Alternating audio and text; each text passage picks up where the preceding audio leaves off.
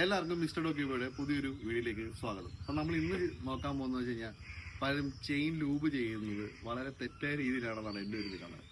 നമുക്ക് വാഹനം ഒഴുകി പോകുന്ന രീതിയിൽ വളരെ കുറഞ്ഞ അളവിൽ ലൂബ് ഉപയോഗിച്ചിട്ട് എങ്ങനെ വളരെ ഡീസൻ്റായിട്ട് ചെയിൻ ലൂബ് ചെയ്യാൻ പറ്റുമെന്നാണ് നമ്മൾ ഇന്ന് നോക്കാൻ വേണ്ടി പോകുന്നത്.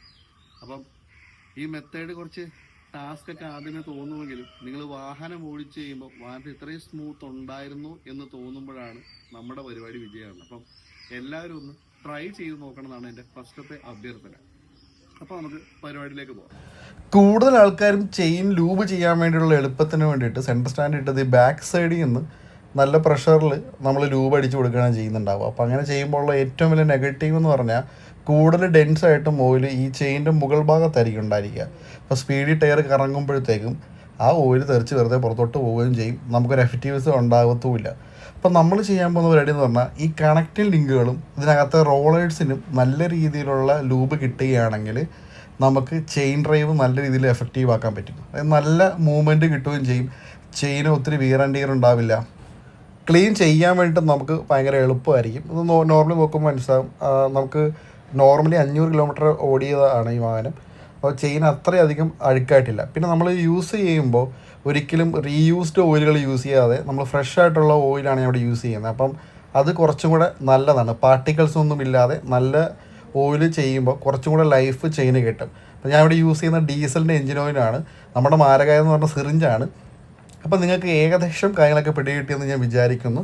ഒരു 10 രൂപ കൊടുത്തൊരു സിറിഞ്ച് കിട്ടും. ഇത് 1 ലിറ്ററിനായിട്ട് 180 രൂപയൊക്കെ വരുന്നുള്ളൂ. നമുക്ക് ഒരു വർഷത്തേക്ക് ലാവിഷായിട്ട് വണ്ടി ലൂബ് ചെയ്യാം. മറ്റേതിനെ പോലെ എക്സ്പെൻസീവ് ആവുന്നില്ല. അപ്പോൾ നമ്മൾ ആദ്യമേ ചെയ്യാൻ പോകുന്നത് ഇത് സിറിഞ്ചിലേക്ക് ലോഡ് ചെയ്യുക.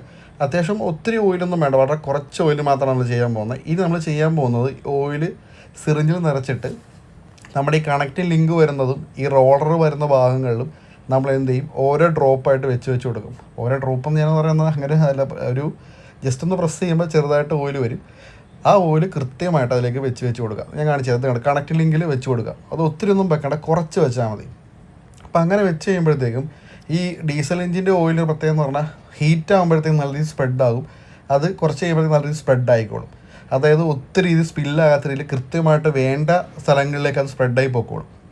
അപ്പോൾ നമ്മളിത് റോഡറിലും കണക്റ്റിംഗ് ലിങ്കിലും വെച്ച് കൊടുക്കുകയാണ്. അപ്പോൾ ഇതാണ് ഇതിനകത്ത് ടാസ്ക് ആയിട്ടുള്ള പരിപാടി.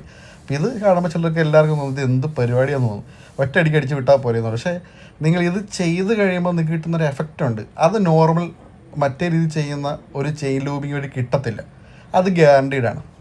അപ്പോൾ ഇതൊന്നും കൂടെ ഒന്ന് ട്രൈ ചെയ്ത് നോക്കണം. ഇത് കുറച്ച് മെനക്കെട്ട പണിയാണ്. അപ്പോൾ നമ്മളിങ്ങനെ ചെയ്യുമ്പോൾ മുകളിൽ ചെറുതായിട്ട് ആ ഓയിൽ പുറത്തു വന്നിരിക്കുക. അപ്പോൾ നമുക്ക് മനസ്സിലായി സെറ്റായിട്ടുണ്ടാവും. അതിനുശേഷം ഒരു 10 മിനിറ്റത്തേക്ക് വണ്ടി അങ്ങനെ അനക്കാതെ വെച്ചേക്കുക. ശേഷം നമ്മളൊരു 1 കിലോമീറ്ററോളം വണ്ടി ഒന്ന് ജസ്റ്റ് ഒന്ന് ഓടിച്ച് നോക്കുക. അപ്പോൾ ഇത് ഹീറ്റായിട്ട് എല്ലാ ഭാഗത്തേക്കും സ്പ്രെഡായിട്ട് നമ്മൾ വിചാരിച്ച് നല്ല രീതിയിൽ സെറ്റാവും. അതിനുശേഷമാണ് നമുക്ക് വണ്ടി ഒഴുകി പോണ ഫീൽ കിട്ടുക.